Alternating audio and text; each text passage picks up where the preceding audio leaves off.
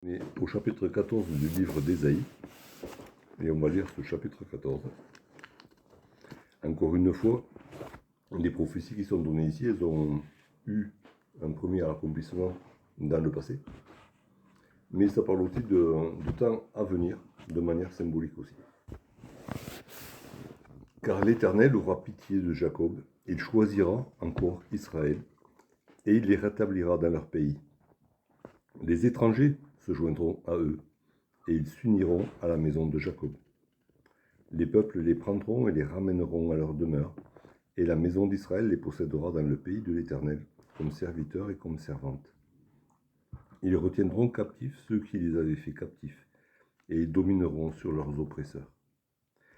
Et quand l'Éternel t'aura donné du repos, après tes fatigues et tes agitations, et après la dure servitude qui te fut imposée, alors tu prononceras ce chant sur le roi de Babylone, et tu diras: et quoi, le tyran n'est plus, l'oppression a cessé. L'Éternel a brisé le bâton des méchants, la verge des dominateurs. Celui qui dans sa fureur frappait les peuples, par des coups sans relâche, celui qui dans sa colère subjuguait les nations, et poursuivit sans ménagement. Toute la terre jouit du repos et de la paix. On éclate un chant d'allégresse. Les cyprès même et les cèdres du Liban se réjouissent de ta chute. Depuis que tu es tombé, personne ne monte pour nous abattre.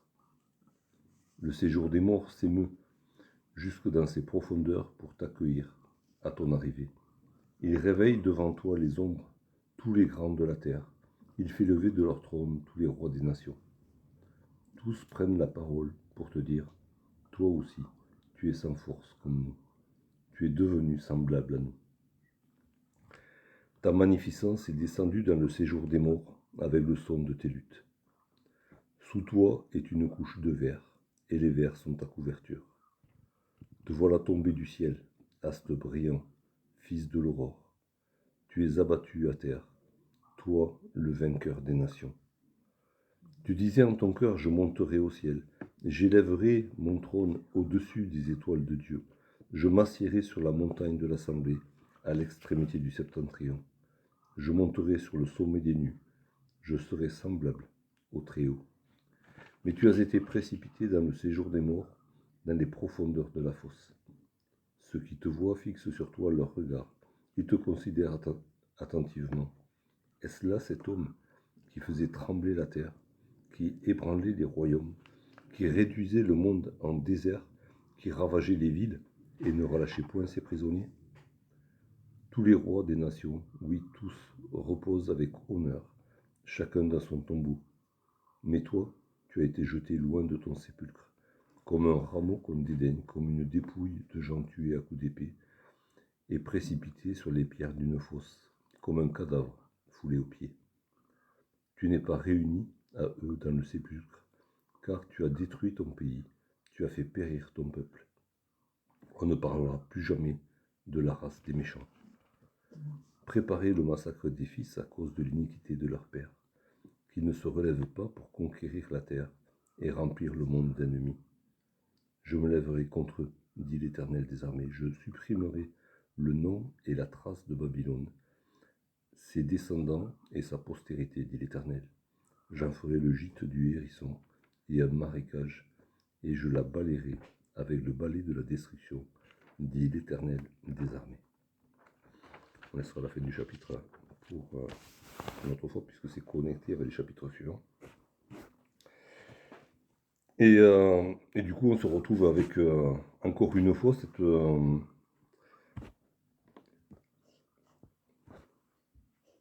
on va dire cet effet de cause à effet. C'est que quand il y a une délivrance, ben, il y a un cantique de la part de ceux qui sont délivrés. Hein, encore une fois, c'était comme au chapitre 12. Voilà, Dieu délivre, et ceux qui sont délivrés par l'Éternel, ben, ils composent un chant, voilà, pour célébrer leur délivrance. Bon, alors là, c'est un chant plutôt funèbre et moqueur, mais c'est pour constater la délivrance dont ils ont été l'objet. Et le chapitre 14 commence du coup en nous disant que voilà, dans un temps à venir pour l'époque, hein, alors que Jérusalem n'avait pas été détruite, que le royaume du Nord, oui, était déjà en partance pour l'exil, mais le royaume du Sud était toujours là.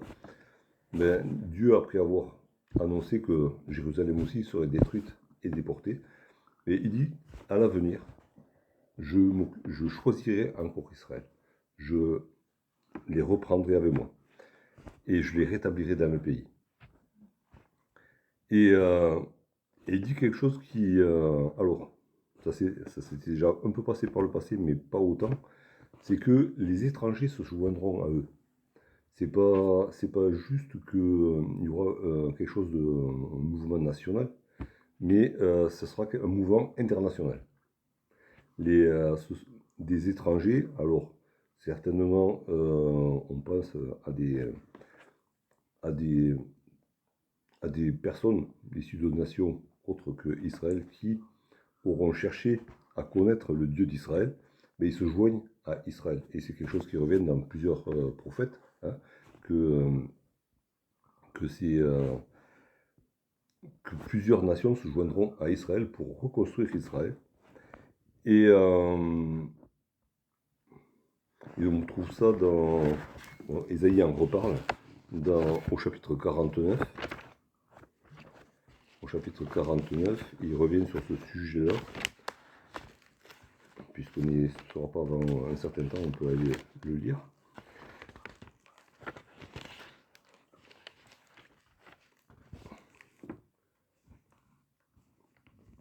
Au verset 22 et 23 du chapitre 49, « Ainsi a parlé le Seigneur, l'Éternel, voici, je lèverai ma main sur les nations, je dresserai ma bannière vers les peuples, et ils ramèneront tes fils entre leurs bras, ils porteront tes filles sur leurs épaules.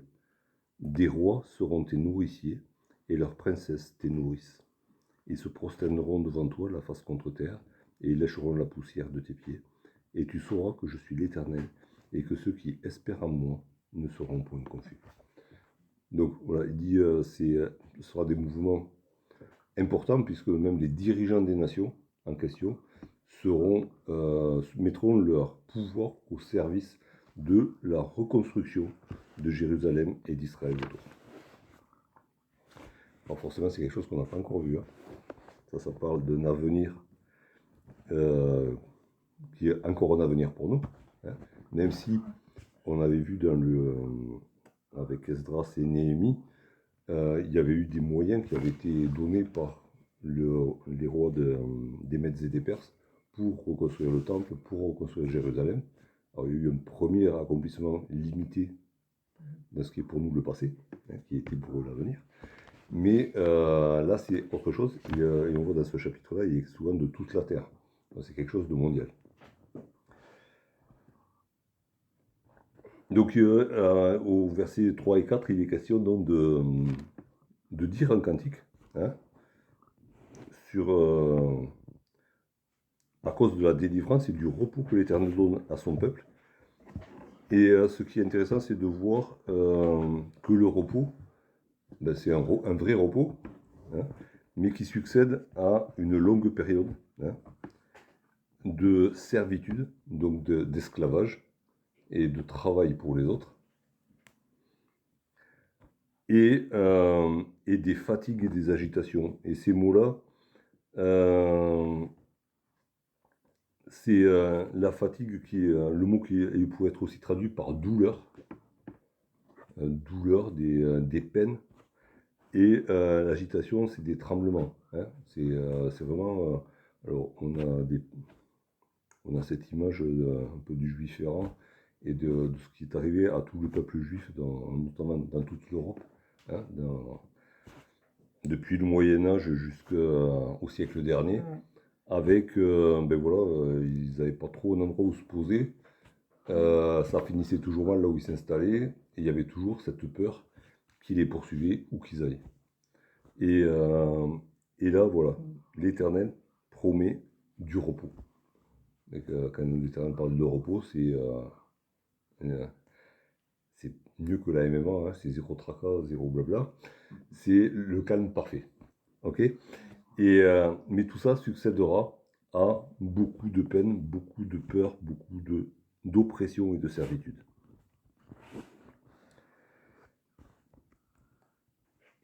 Et donc ce cantique, alors, je ne sais pas si vous, en le lisant, vous vous êtes rendu compte, à un moment donné, ça parle d'une ville, à un moment donné, ça parle d'un homme. Alors, ça parle de Babylone, ça parle du roi de Babylone, ça parle de tyran, et du coup, c'est pas que c'est la même chose, mais ça nous parle d'un conglomérat, on va dire, de choses différentes, alors qu'ils ont été vérifiés dans le passé, et qui sont annoncés aussi pour le futur. Donc c'est un petit peu compliqué, mais bon, c'est comme ça. C'est les textes prophétiques, et on verra en consultant d'autres textes prophétiques, c'est aussi assez intriqué.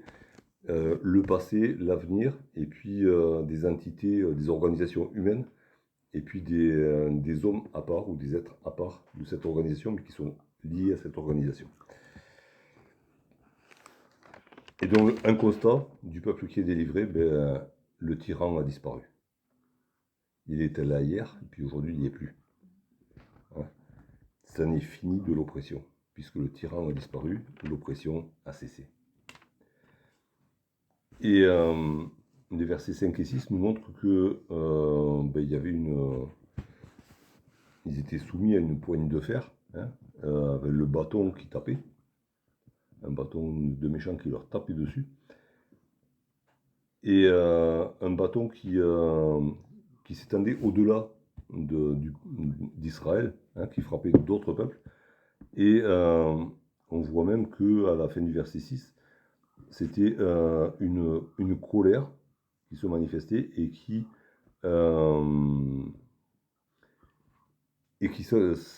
s'appesantissait sur toutes les nations.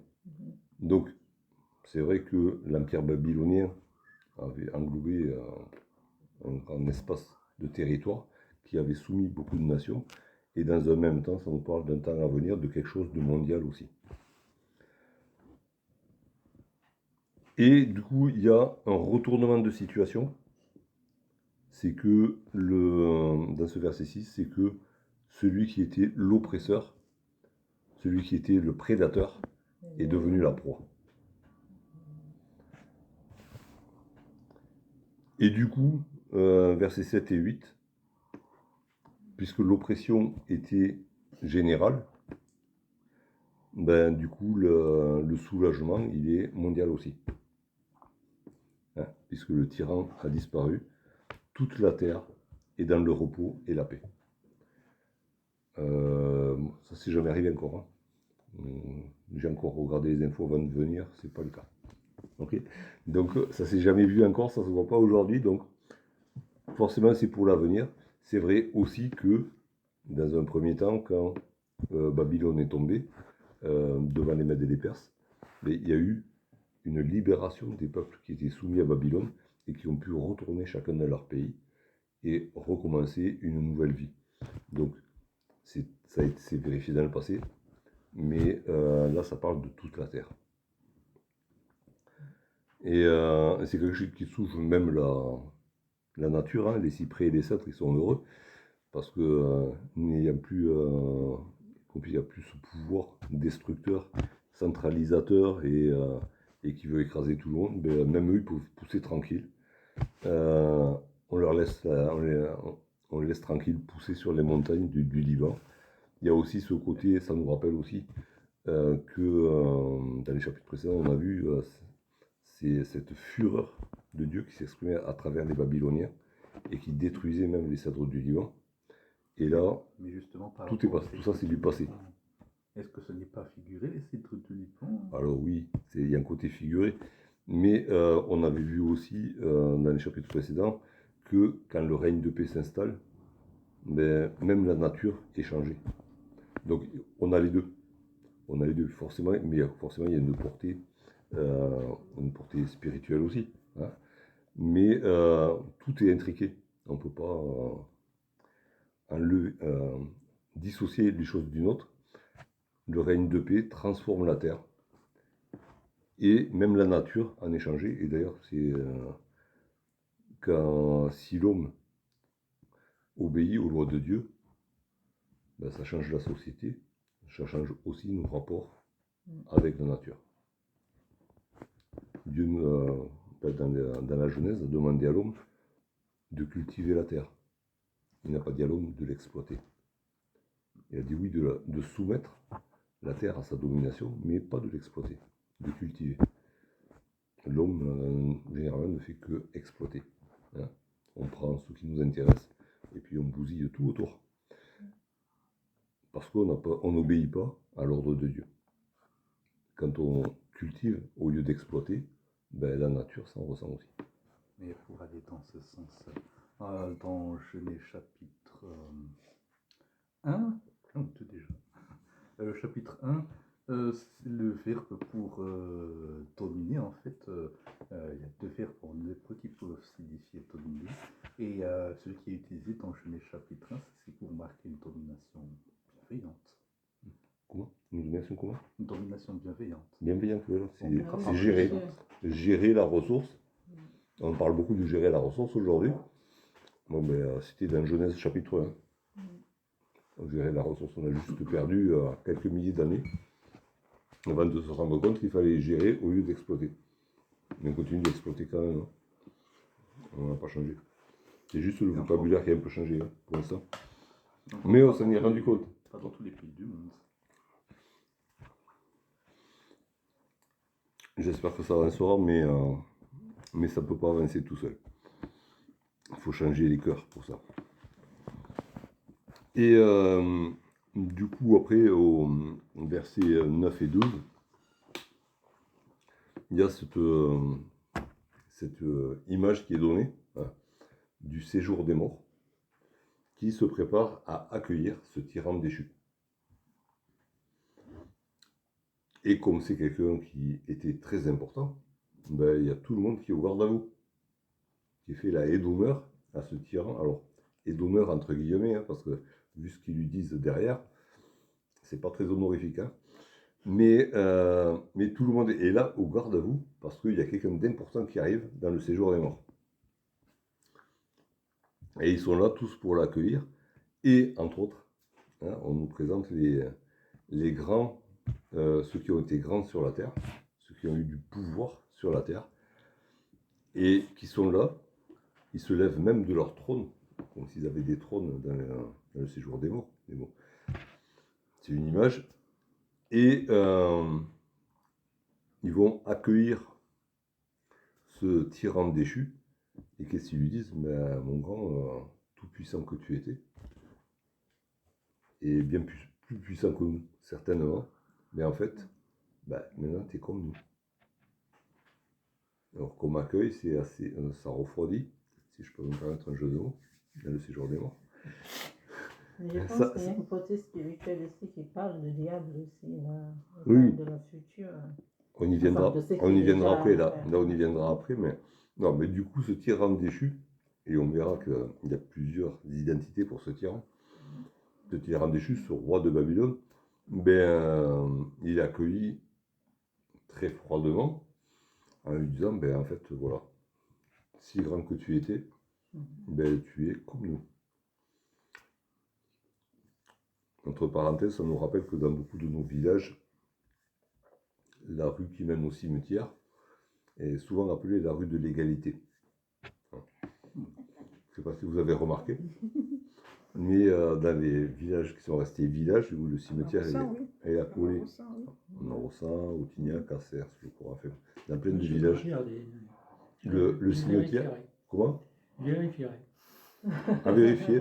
Il y a beaucoup de villages comme ça. Tu regardes, tu fais la liste des rues de l'égalité. Et généralement, au bout, il y a le cimetière. Et c'est un peu ce que disent ces rois déchus à ce tyran qui arrive. Eh ben voilà, égalité parfaite. Aussi haut que tu es monté, tu es arrivé au même niveau que nous, à double zéro. Et il faut remarquer, hein, ta magnificence est descendue dans le séjour des morts avec le son de tes luttes. Bon, les luttes, c'était les instruments pour la fête. Eh ben, c'est fini la fête, mon gars. C'est fini la fête, c'est fini la majesté. Hein, tu es au fond du trou. Et mais ça va encore plus loin, hein, parce que les rois étaient habillés de manière magnifique. Ben, ton siège et ton vêtement, c'est les vers. Ok. Tu es sur un lit d'asticot. Voilà. Ça calme l'orgueil, hein. S'il n'avait pas compris, là ça commence à calmer. Et il dit, ben voilà, t'étais un soleil sur la terre, et maintenant tu es au fond de l'ombre. Hein, tu as été abattu. Et encore une fois, toi, le vainqueur des nations.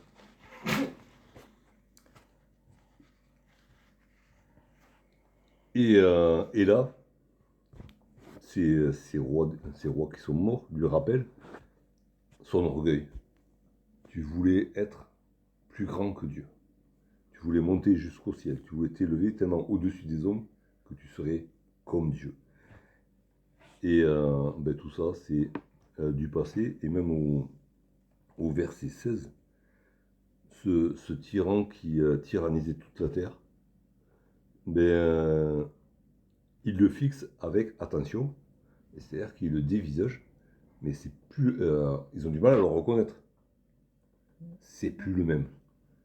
Tellement il a été défait de toute sa gloire que ils ont. Non, mais c'est quelqu'un qui lui ressemble, mais c'est pas lui, quoi. Mais si, c'est lui. C'est pas possible, mais c'est lui. Voilà. Oui, comme quand oui, certains tyrans qui ont été poursuivis, quand on les retrouve, ben, ils n'ont plus leur uniforme de parade, ils n'ont plus leur médaille. Et là, c'est un peu la même chose. Ils se retrouvent complètement défaits de tout ce qui faisait sa grandeur. Et on le lui dit en face. Lui qui avait autant de pouvoir sur la terre, lui qui même ne relâchait pas ses prisonniers, personne ne pouvait, ce qu'il prenait, ben, il le gardait. Et personne ne pouvait délivrer de sa main. Il avait tout pouvoir. Et maintenant, c'est lui qui est prisonnier du séjour des morts.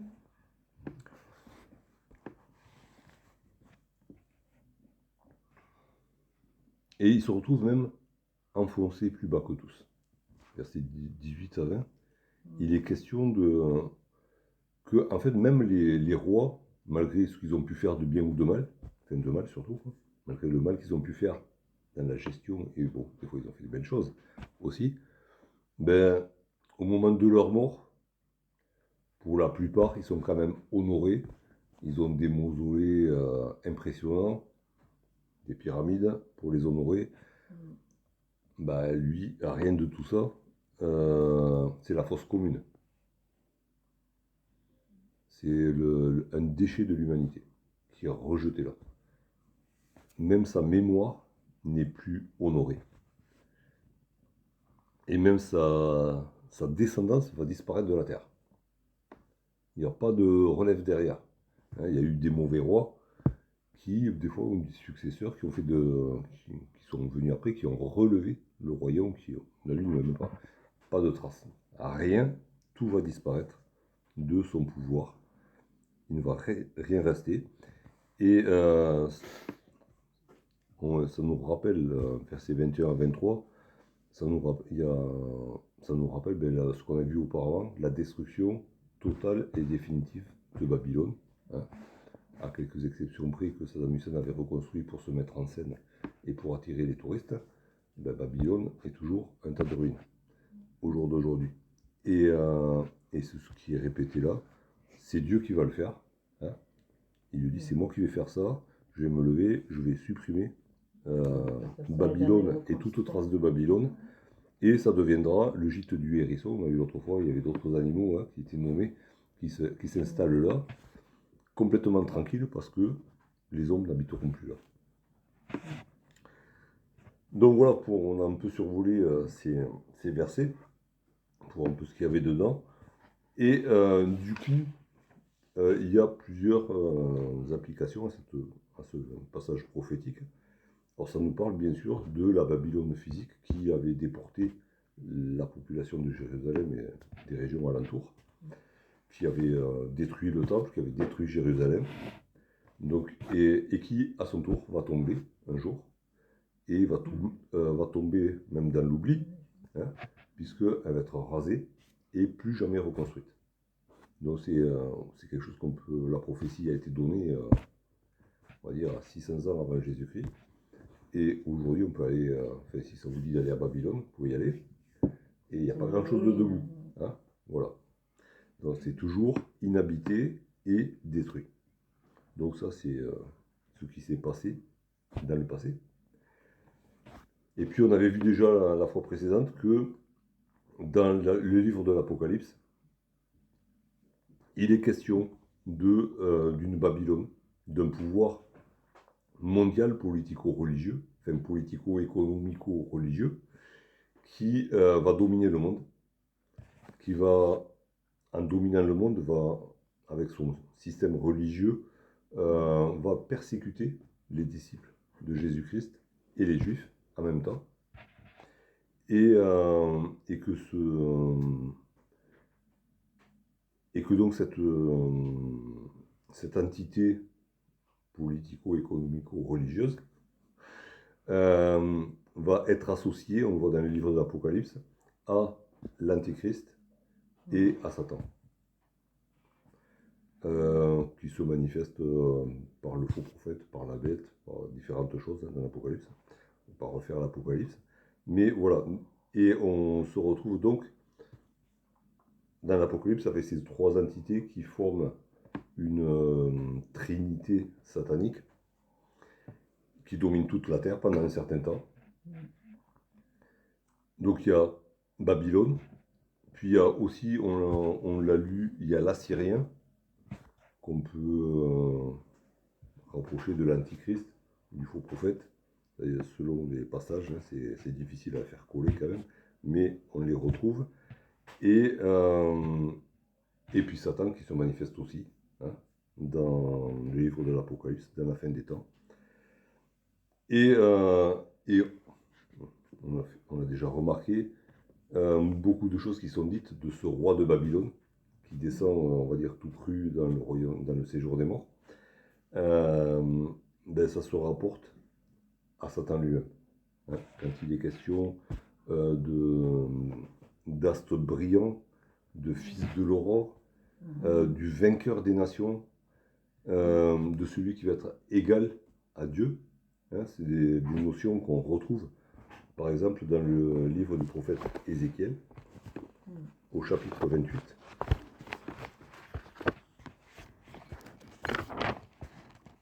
C'est une prophétie pareille, où si on le lit, on retrouve ces trois entités, hein, de système persécuteur, de Satan qui est là, de l'Assyrien qui est là. Donc ça suit un peu le même schéma. Et donc au chapitre 28, on va lire les versets 14 à 16.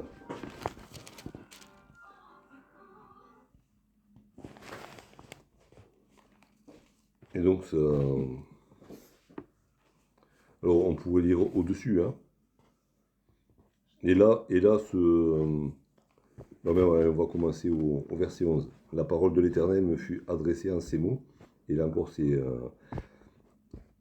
y a plusieurs personnages. Fils de l'homme prononce une complainte sur le roi de Tyr.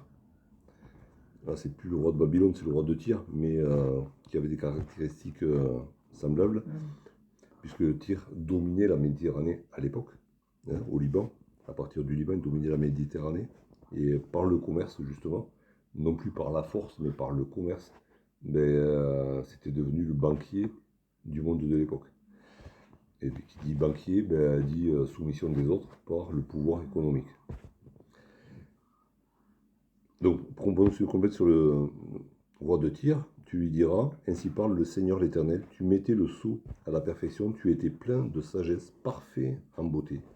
Tu étais en Éden, le jardin de Dieu. Tu étais couvert de toute espèce de pierres précieuses, de sardoine, de topaze, de diamants, de chrysolite, d'onyx, de jaspe, de saphir, d'escarboucle, d'émeraude et d'or. Tes tambourins et tes flûtes étaient à ton service, préparés pour le jour où tu fus créé. Tu étais un chérubin protecteur, aux ailes déployées. Je t'avais placé et tu étais sur la montagne sainte de Dieu. Tu marchais au milieu des pierres étincelantes. Tu as été intègre dans tes voies depuis le jour où tu fus créé jusqu'à celui où l'iniquité a été trouvée en toi. Par la grandeur de ton commerce, tu as été rempli de violence, et tu as péché. Je te précipite de la montagne de Dieu, je te fais disparaître, chérubin protecteur, du milieu des pierres étincelantes. Ton cœur s'est élevé à cause de ta beauté. Tu as corrompu ta sagesse par ton éclat. Je te jette par terre, je te livre un spectacle au roi. Et ainsi de suite. Donc là, c'est une image de... Enfin, c'est une image, c'est une description de Satan, qui, dans un premier temps, était un chérubin de l'Éternel, celui qu'on appelle Lucifer, celui qui porte la lumière, l'astre, voilà, cet astre brillant, hein, ce fils de l'aurore, un être spirituel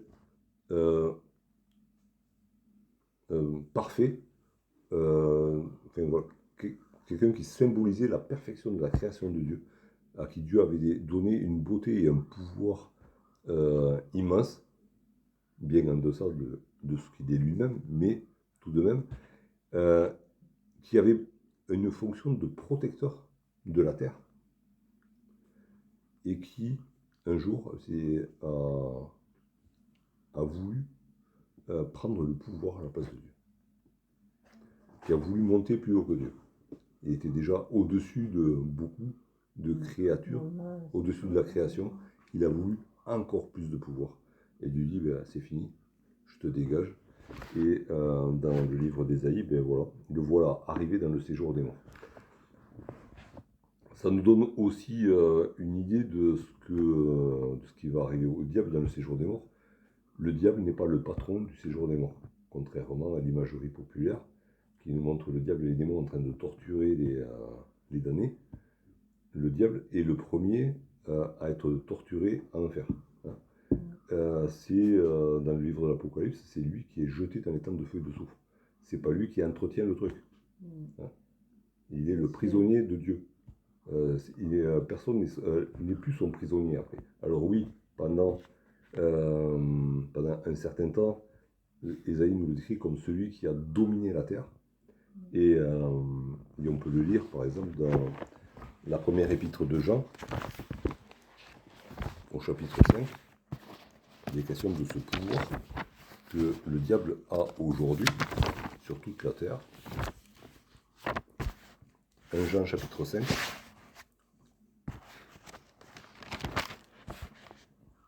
Et au verset 10, celui qui croit au Fils de Dieu a ce témoignage en lui-même. Celui qui ne croit pas, Dieu le fait menteur. Non, je me suis trompé de chapitre. On va le retrouver. Ah non, mais ici. Hop. Excusez-moi.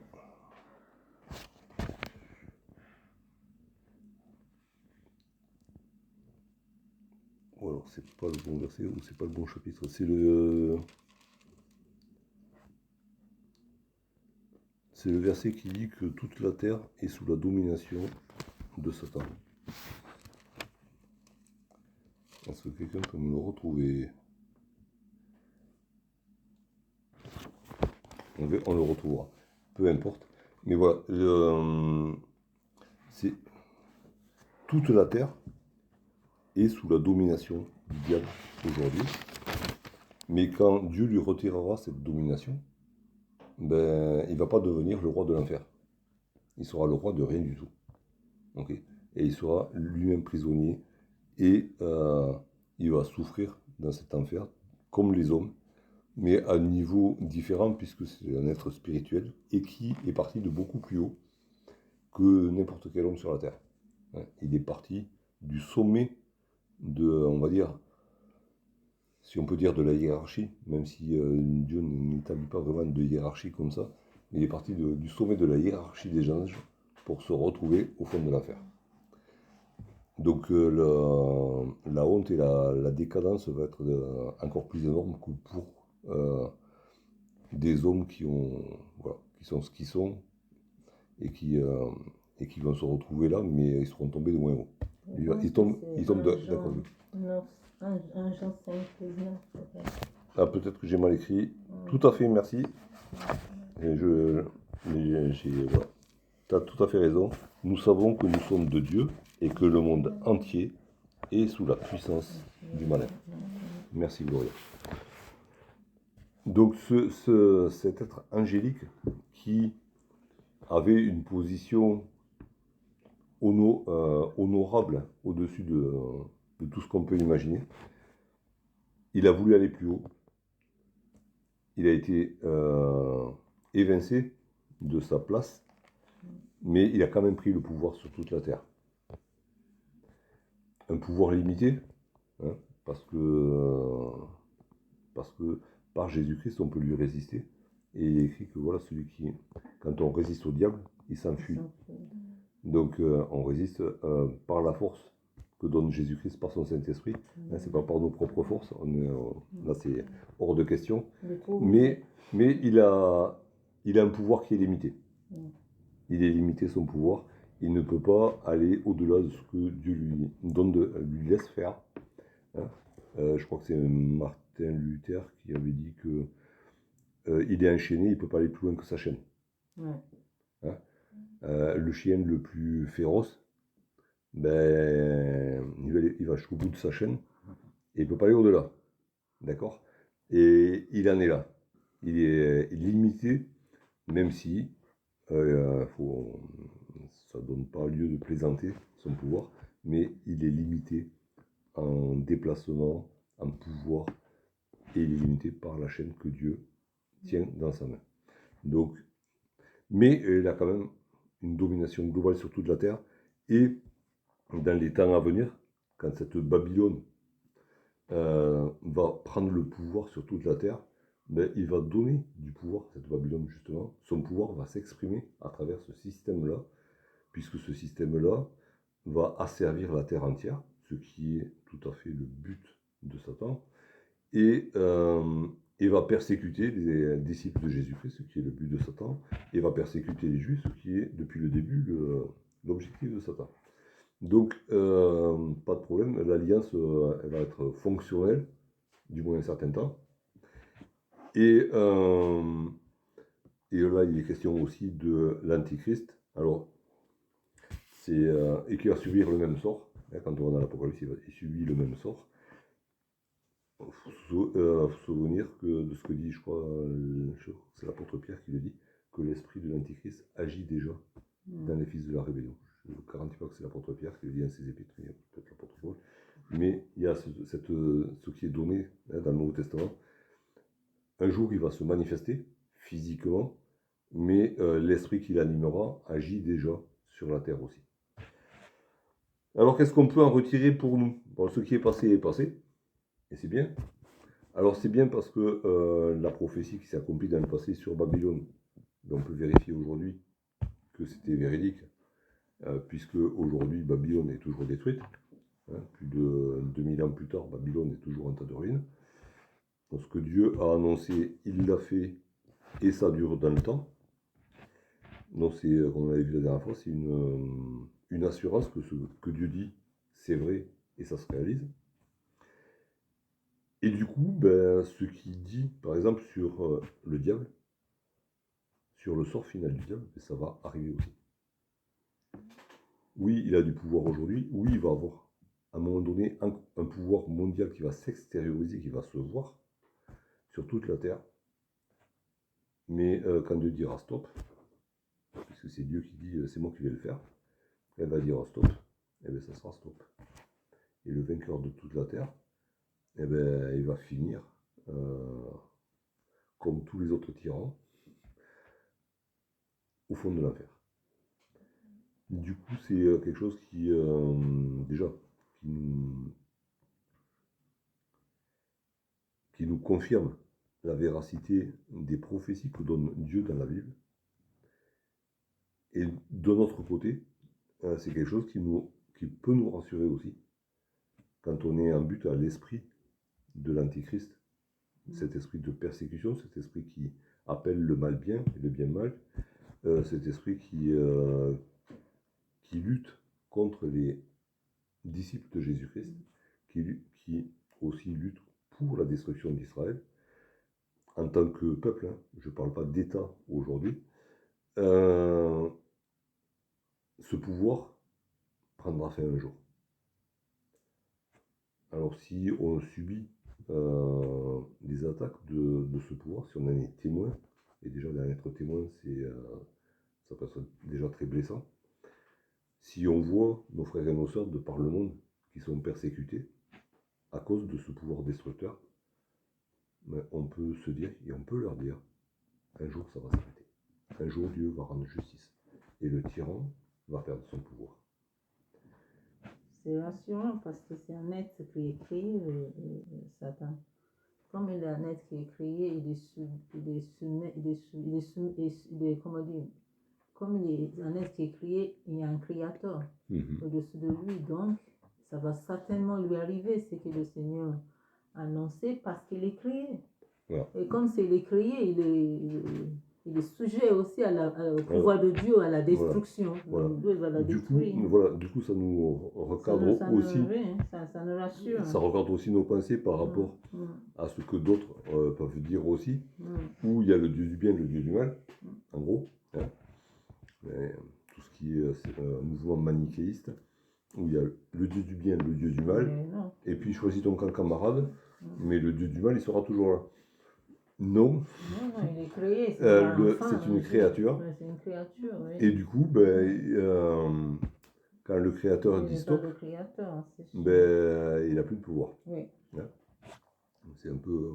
Il n'y a que celui qui l'a créé qui peut la détruire. Si nous on fabrique un moteur et que si le moteur électrique on enlève l'alimentation, le moteur il ne tourne plus.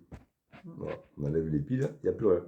Et en gros, c'est ça. Dieu va dire j'enlève les piles, et puis la lumière s'éteint.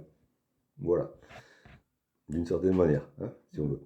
Et du coup, c'est se souvenir que malgré ce pouvoir immense qu'il a sur toute la Terre, même s'il est encadré et limité, et si Dieu permettra un jour que ce pouvoir devienne visible et soit vraiment global sur toute la Terre, pratiquement sans aucune limite, hein, puisque la persécution va atteindre des sommets et que pour le coup, les disciples de Jésus-Christ seront persécutés à mort, pourchassés partout, et que le peuple juif sera au bord de l'extinction, encore pire que ce qu'il y a pu y avoir par le passé. Hein. C'est vraiment, il reste pratiquement rien. Malgré ces sommets de violence et d'oppression, quand Dieu dira stop, tout ça va disparaître. Il est question aussi ici de celui qui va détruire son pays. Et le pouvoir du diable n'est jamais employé pour construire. Et quand on regarde dans l'Apocalypse, en fait, oui, à cause du pouvoir du diable qui sera installé sur la terre, la terre sera détruite, en grande partie ravagée complètement. L'humanité va pratiquement disparaître aussi. Parce qu'elle se sera soumise complètement au pouvoir du diable. Et le diable ne peut pas construire. Le diable n'apporte pas la bénédiction. Le diable est le destructeur. Et là, il est décrit comme celui qui a détruit son pays. Alors, bon, des tyrans qui ont détruit leur pays, il y en a eu plein sur la terre. Sauf qu'il n'y en a aucun qui avait le pouvoir sur toute la terre. Et là, c'est un tyran qui aura le pouvoir sur toute la terre. Du coup, c'est toute la terre qui va être détruite en grande partie. Et tout ça, juste à cause de lui. Donc voilà, c'est des choses dont parle Ésaïe, dont parle Ézéchiel, dont parlent les autres prophètes, donc qu'on retrouve dans l'Apocalypse. C'est des choses qui vont arriver, comme la destruction de la Babylone physique est arrivée un jour. Et du coup, il ne faut pas être surpris de voir arriver un jour ce pouvoir-là. Il va arriver. Mais de la même manière qu'il va arriver, il y a une fin qui est programmée aussi. Et ça va être limité dans le temps, parce que Dieu, à un moment donné, il dira stop. Ça n'est fini. Donc c'est quelque chose qui nous encourage à nous confier en Dieu, hein, et qui nous dit préparez-vous parce qu'il y a des jours mauvais qui arrivent. Et du coup, en attendant ces jours mauvais, préparez-vous, rapprochez-vous et enracinez-vous dans la parole et approchez-vous de plus en plus de Dieu et partagez cette parole autour de vous parce que l'humanité va souffrir et qu'elle a besoin d'avoir un réconfort déjà en provision parce que ça va être très dur. On ne sait pas quand ça arrivera, mais ça se met en place petit à petit et toute l'humanité va souffrir. Alors, préparons-nous, nous, et partageons notre espérance avec ce qui nous entoure. Je pense que même l'Écriture a dit que si ces jours-là qui viendra n'est pas écouté, et même les justes auront mal. Il lâcherait pied. Ouais. Donc Dieu sait Donc, que il est miséricordieux. Dieu connaît la violence qui se prépare et il a dit bon, ça va être limité. À un moment donné, je vais dire stop et c'est programmé déjà à l'avance. Alors faisons confiance au Seigneur. C'est un message. Alors oui, c'est un message d'espoir. De toute manière, c'est un message d'espoir. Le tyran va tomber. Sa chute est programmée par Dieu et quand Dieu programme quelque chose, ça s'accomplit.